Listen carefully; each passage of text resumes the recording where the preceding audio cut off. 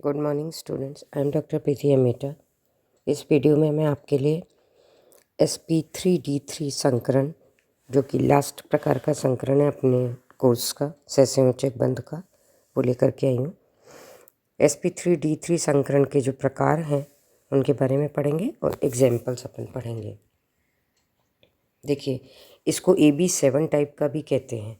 क्यों? क्योंकि A मतलब सेंट्रल एटम और B7 मने इसके चारों तरफ जुड़ने वाले कितने एटम्स और है? 7 है।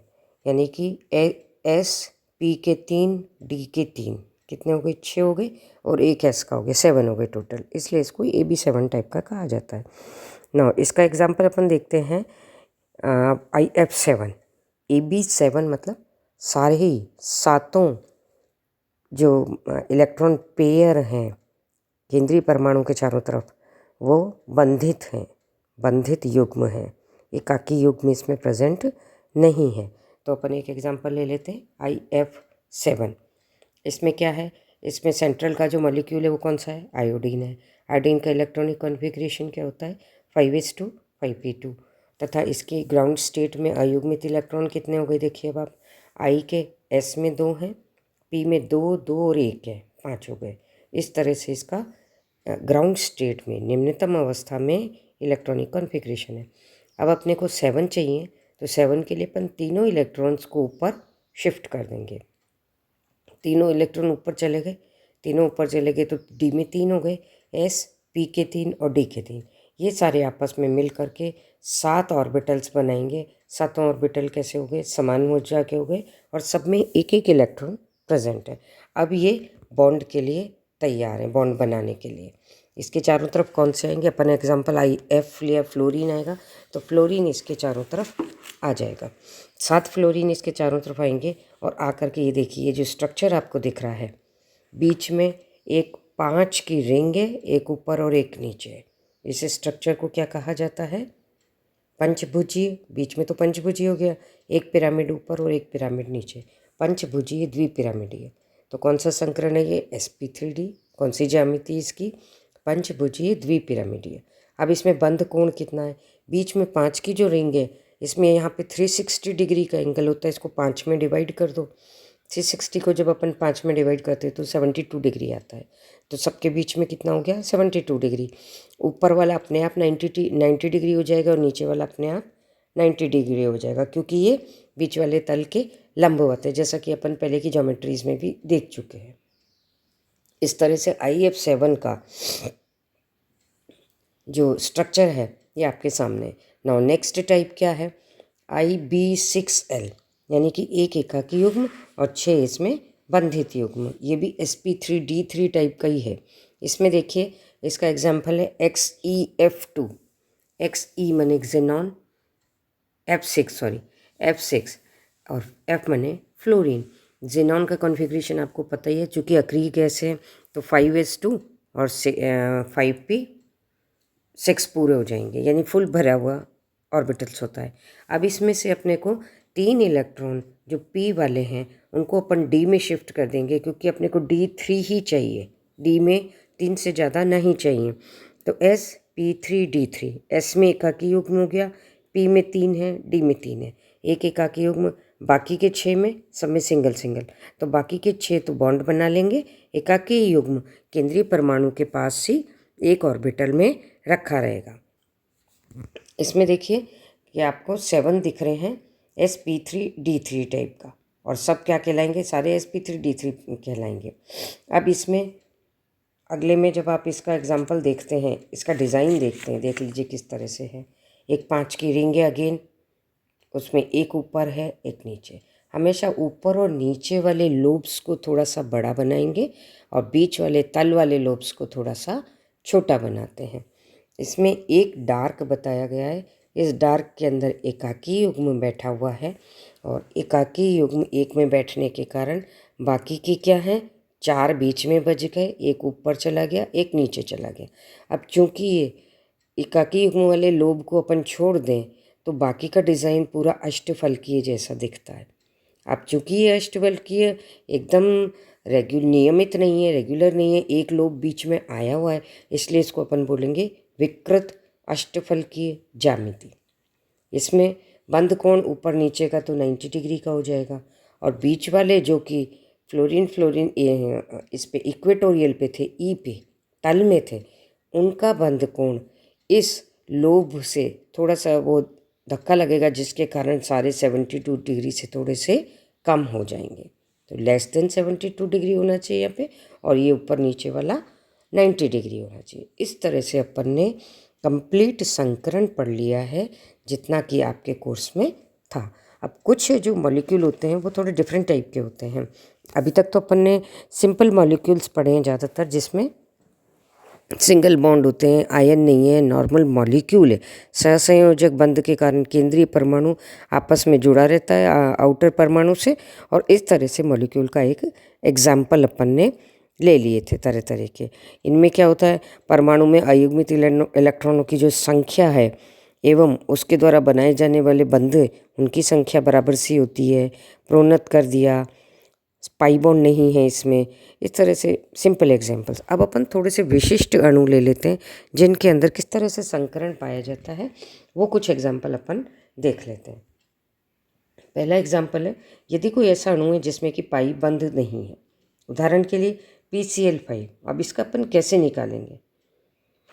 सबसे पहले क्या करते हैं, NCl5 के अणु का निर्माण देखा जाए तो इसकी कोई संभावना नहीं होगी, क्योंकि नाइट्रोजन में 2s2p कक्षक ही होते हैं, D कक्षक उपस्थित नहीं होते। तो यह एक क्वेश्चन बन जाता है कि PCl5 में तो संकरण पाया जाता है, किस तरह का होता है? पंचभुजीय द्विपिरामिड में कैसा होना चाहिए?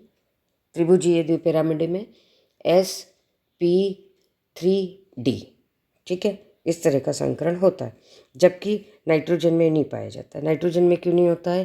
क्योंकि इसमें d ऑर्बिटल प्रेजेंट नहीं होते, अतः इलेक्ट्रॉन को प्रोन्नत करने की जगह नहीं होती है। इस कारण इसमें, और चूँकि d ऑर्बिटल का इसमें उपस्थित होना ज़रूरी, भाग लेना ज़रूरी, अतः उसमें नहीं पाया जाता। तो कोई भी बंध यदि किसी अणु में पाई बंध नहीं है, सिंपल है, तो अपन इस तरह का इसका एक्सप्लेनेशन दे सकते हैं।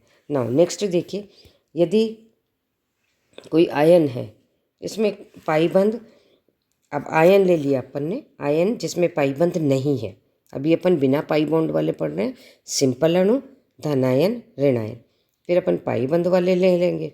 पहला देखो, धनायन ले लेते हैं अपन। PCl5 में से यदि अपन एक इलेक्ट्रॉन निकाल देते हैं तो वो PCl4+ बन जाता है। अब PCl4 क्या हो गया? ये धनायन हो गया, पाई बॉन्ड भी नहीं है इसमें। तो अपन सबसे पहले P को देखेंगे, उत्तेजित अवस्था में होगा तो उसमें अयुग्मित इलेक्ट्रॉनों की संख्या 5 होती है। पीछे अपन ने एग्जाम्पल देखा भी था, जबकि बंध केवल 4 ही हैं। ऐसी स्थिति में धनायन प्राप्त करने के लिए एक इलेक्ट्रॉन को निकाल दिया जाता है। अब इसमें संकरण sp3 ही होगा, sp3d नहीं होगा। d एक इलेक्ट्रॉन इसमें निकालने के कारण वो पॉजिटिव चार्ज हो गया, संकरण इसमें sp3। जैसे अपन sp3d देख रहे थे PCl5 में, तो PCl4+ में क्या होगा? एक इलेक्ट्रॉन आउटर मोस्ट ऑर्बिटल से निकाल दो तो sp3 बच जाएगा, और sp3 का इसमें संकरण हो जाएगा, और PCl4+ आयन की संरचना चतुष्फलकीय हो जाएगी, और Cl-PCl बॉन्ड 109 डिग्री 28 मिनट का होगा, जैसा कि आपने मीथेन में पढ़ रखा है। दूसरा एग्जाम्पल है, यदि आयन में कोई पाई बंध नहीं है लेकिन वो ऋणायन है, PCl5 में आप एक इलेक्ट्रॉन और डाल दो। यदि अपन PCl5 में एक इलेक्ट्रॉन और डाल देते हैं तो PCl6 बन जाएगा, और PCl6 के ऊपर माइनस चार्ज चल जाएगा, यानी कि अपन फॉस्फोरस में एक इलेक्ट्रॉन और डाल देंगे। P में पहले ही 5 इलेक्ट्रॉन है, 5 में एक और डाला तो क्या हो गया? 6 इलेक्ट्रॉन हो गए। 6 इलेक्ट्रॉन होते ही sp3d की जगह sp3d2 संकरण हो जाएगा, क्योंकि उसको एक इलेक्ट्रॉन और मिल गया d में। तो s p के 3 d के 2, तो PCl6- में क्या हो गया? sp3d2 टाइप का संकरण हो जाता है। और जैसे ही sp3d2 यानी कि 6 ऑर्बिटल संकरित होकर के मॉलिक्यूल बनाते हैं, तो उसकी ज्यामिति कौन सी हो जाएगी? अष्टफलकीय। तो एक क्वेश्चन यहाँ पे यही बनता है कि PCl5 में और PCl4- में, 4+ में, PCl6- में कंपैरेटिव संकरण सब में अलग अलग है और क्यों है, सबकी व्याख्या करिए। ऐसा बन जाएगा। सिंपल छोटे छोटा क्वेश्चन भी बन जाएगा कि तीनों में किस प्रकार का संकरण पाया जाता है। आप एक में sp3d लिख देंगे, sp3 एंड sp3d2, इस तरह से तीनों को कंपैरेटिव अपन देख सकते हैं। यदि धनायन है तो एक इलेक्ट्रॉन निकालना है, ऋणायन है तो एक इलेक्ट्रॉन केंद्रीय परमाणु के ऑर्बिटल में डालना है। यदि अणु में पाई बंध है, अब आप आ जाओ, पाई बंध नहीं है, यदि अणु में पाई बंध नहीं है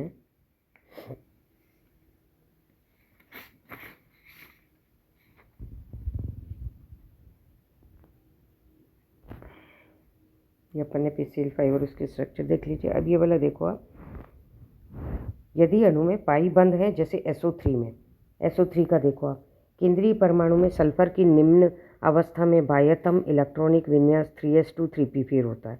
सल्फर में क्या होता है, 3s2 3p4 होता है। अब जब 3s2 3p4 है तो इसका देखो ऑर्बिटल डायग्राम यदि बनाएंगे अपन तो क्या बन जाएगा, s में 2 आ गए, p में कितना आ जाएगा, 4 आ जाएंगे।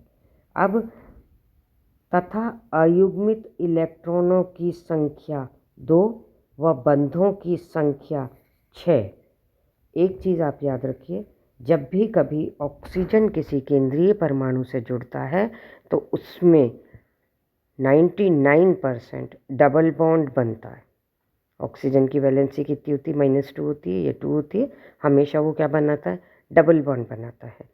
तो जब अपन SO3 की बात करते हैं तो SO3- में क्या होगा, सल्फ़र का, जब अपन देखिए आपको ऑर्बिटल डायग्राम से बताते हैं आगे, सल्फ़र की ऊपर वाली लाइन निम्नतम अवस्था है। निम्नतम अवस्था में सल्फ़र के 3s में 2 बैठे, 3p में 1 2 3 4, सबसे ऊपर वाली लाइन देखो आप, 4 बैठे हुए, D खाली। अब जब इसकी एक्साइटेड स्टेट होती है तो ये जो दोनों पेयर्ड है ये आगे D में चले जाते हैं। तो कौन सा हो गया, sp3d2, ये तो आपके पास कलेक्शन हो गया। अब इस कलेक्शन को नीचे संकृत अवस्था जब करेंगे तो इस तरह से sp3 3 हो गए और 3 और पाई बंद हो, 3 और बॉन्ड हो गए।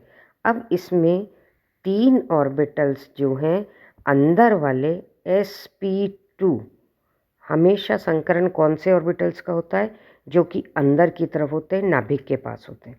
अंदर वाले कौन से हैं, sp2, 3 ले लिए अपन ने इसमें से, क्यों, क्योंकि SO3 में अपने को 3 ही बॉन्ड बनवाना है, ऑक्सीजन अपने पास केवल 3 है, तो 3 अपन ने ले लिया। 3 के बाद 1 2 3 4 5 6, एक हो गए इसमें, तो सब में 3 बाकी के रिमेनिंग अपन ने पाई बॉन्ड के लिए रख लिए। अंदर वाला sp2, बाहर वाले 3 क्या हो जाएंगे, पाई बंध बनाएंगे। अब 3 ऑक्सीजन परमाणुओं से 2 इलेक्ट्रॉन के साथ बंध बनाएंगे, परंतु इनमें 3 पाई बंध भी हैं, अतः दोनों 3d तथा एक p कक्षक 3p कक्षक संकरण में भाग नहीं लेंगे, यानी कि आउटर वाले नहीं लेते हैं। ये तीनों इलेक्ट्रॉन युग्म पाईबंध बनाने में प्रयुक्त होंगे। इस तरह से एक सल्फर में sp2 कक्षक ही संकरित होकर के sp2 हाइब्रिडाइजेशन ही करेंगे, जिससे SO3 की संरचना समतल त्रिभुजी हो जाएगी 120 डिग्री वाली, जो कि आपको डायग्राम में दिखाई भी दे रहा है।